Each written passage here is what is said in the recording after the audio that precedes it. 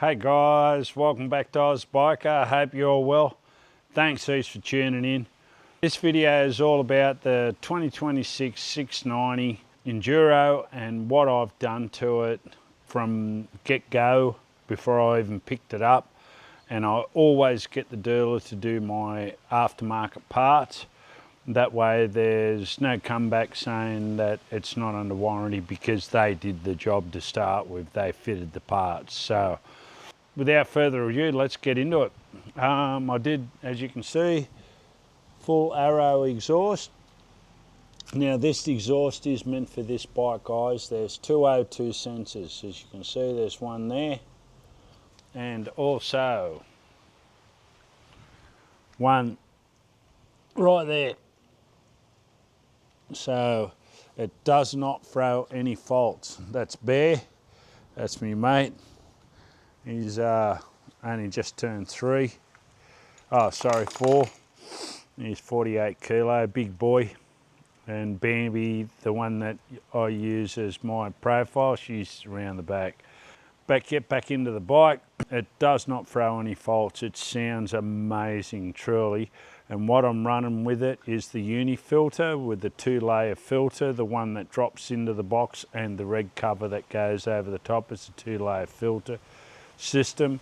But if you're going to run that filter, guys, make sure you really grease up the filter where it goes into the airbox. Throw shitloads of grease around that and drop it in, like seat it into the box. In saying that, don't go overboard, but make sure you get a good seal on it. Also, what I've done is the bark busters. Well, the dealers, this is all what the dealer's done. This is what I've added. The bark busters. Also, I did this part. That was the 2 tape mirrors that I got from AliExpress, which was cheap as chips. I've got the SC foam mount, which works really well there. Also, what I've done is Michelin tracker tyres. I replaced the tyres that they come with, the KC80s, whatever they are. I didn't like them to start with, so I do mainly a lot of dirt. And I put extra heavy duty tubes in it as well. Also got the paddock stand dongles there to lift the bike up, clean the rear wheel. To me, that's a must. Also got the back rack and also the quick release cap. But the dealer, what they did, instead of, because I didn't have the extension bar, they just put it on a cable tie, which you just pull like that, bang, too easy. I probably won't even change it, to be honest with you. Works so well. And the seat's off, but that's that red uni filter, the 2-layer one. The other one drops inside and that one sits over the top. Also, what I did was, coming around here, the wider brake pedal, because the other one's so damn small, and the rally pegs. Also the Kouba 32 to 38 mil lowering link. And the rule of thumb of that, guys, is when you do the lowering link, you raise your forks half of the distance that you went to the lowering link. I went 32 mil, I'm pretty sure, so I raised these 16 mil, or they did. I keep saying me, but it's they. There's Oz Biker profile, Bambi. She's 13, poor girl. Solid as, but still runs and plays. Also got the anti-vibration bars. That's off the KTM website too, guys. That Power Pass thing, they work really well.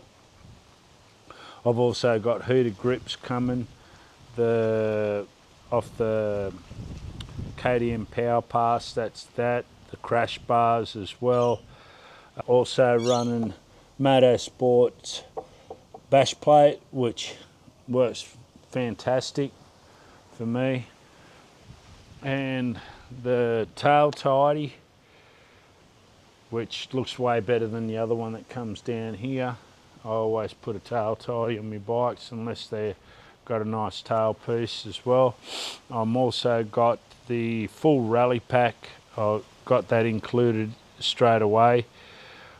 And when you do the lowering link, you definitely need the adjustable side stand, because otherwise the bike will sit up too straight. And what I've also got is a side stand dongle that's coming. That should be here early next week, so the bike will start and go in gear and all that sort of stuff with the side stand down, and it won't show a fault. The bike sounds absolutely amazing with the pipe. I'll give you a listen to it. It's done 260 kilometers and 0 engine faults, all green lights.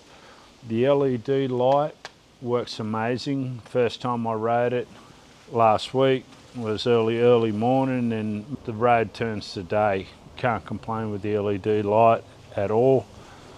And without further ado, I'll give you a quick listen to it. Just get out of that and go up here. You can see 260 kilometers.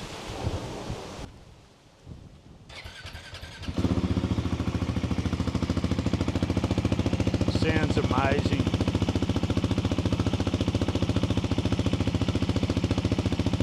It's got a bit of a bark to it, but it's not annoying in any way whatsoever.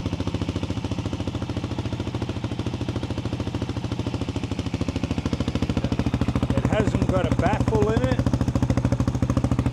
I don't know if it come with one, but I can't see a hole anywhere for a baffle to go in, so I can't imagine it to have baffles unless it's already in the pipe.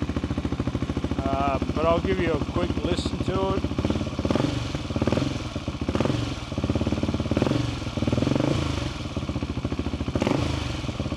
It's definitely got a bark to it, hasn't it?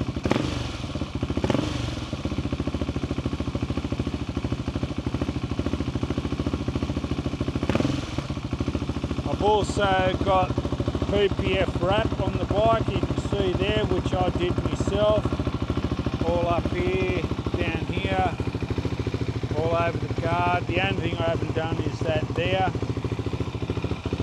which I will, and it's definitely worth doing, or getting some tape up here, guys, because this gets scrubbed out big time.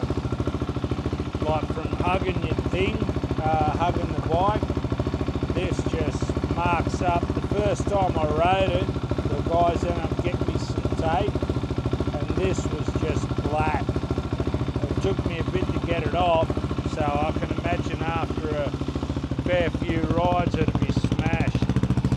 I like this rack because it's got somewhere to grab if you ever drop the bike or anything, that you can lift it up. The tyres, the Michelin tyres, work really well.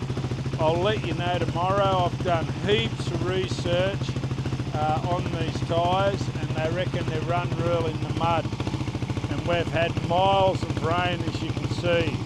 Hopefully we're going tomorrow. It was cancelled today, but I'll give you another listen. I'll go through this. I'll show you info, go down,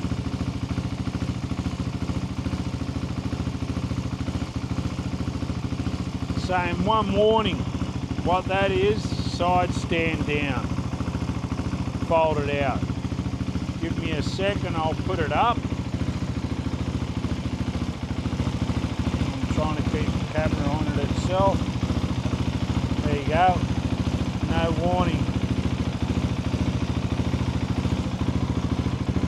So, put the side stand down again, and you'll go into a warning. See what I mean? Go to it, side stand down, journey not possible. So with the dongle that I get, that'll eliminate that. I'll do another video with that as well. So I'll give you another listen to it, guys, because it's going to start raining a lot. what I was saying in the first video on tuning the O2 sensor, I let it run for 15 minutes, 15 minutes 30 seconds exactly, and I time it, guys. And then on the second and the third time, really, I do that twice. The second time where I rev it a little bit just to get the O2 sensor working a little bit different, so it calibrates at a little bit different of revs, is I'll just rev it like that.